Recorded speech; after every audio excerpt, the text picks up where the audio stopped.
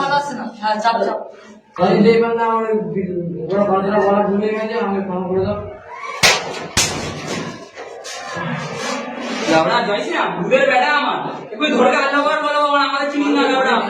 এটা হলো বারুইপুরের একটা স্কুলের ঘটনা, যেখানে একটা হিন্দু ছেলেকে বেশ কিছু মুসলিম ছেলে বেধড়ক মারধর করে। দেবজিৎ নামের একটা ছেলেকে কিছু মুসলিম ছেলে বেধড়ক মারধর করে। আর কারণ কি?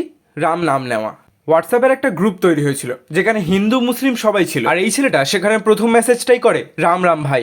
এই মেসেজটার পরে তাকে স্কুলে গিয়ে বাথরুমে নিয়ে গিয়ে বেধড়ক মারধর করা হয় এবং ক্লাসরুমেও নিয়ে গিয়ে মারে। ছেলেগুলোকে দেখে তো বেশি বড় মনে হলো না। ওরা যদি এই বয়সে এতটা হিংস্র হতে পারে, তাহলে বড় হয়ে ওরা কতটা হিংস্র হবে। আর রাম নাম নেওয়াতে যদি এরা এরকম মারধর করে, তাহলে বুঝতে অসুবিধা হচ্ছে না এরা কোন দলের সাপোর্টার। আর সেই দলটা যদি এবার জিতে যেত, তাহলে হিন্দুদের অবস্থা কি হতো একবার ভেবে দেখুন। 4 তারিখ বৃহস্পতিবার সকাল আমি স্কুলে যাই। সেদিনকে আমাকে হঠাৎ ধরে মারধর করে ওই ছেলেগুলো, মুসলিম ছেলেগুলো। একজনের নাম সুরাজ খান, একজনের নাম আফতাব, আর নাম জানি না।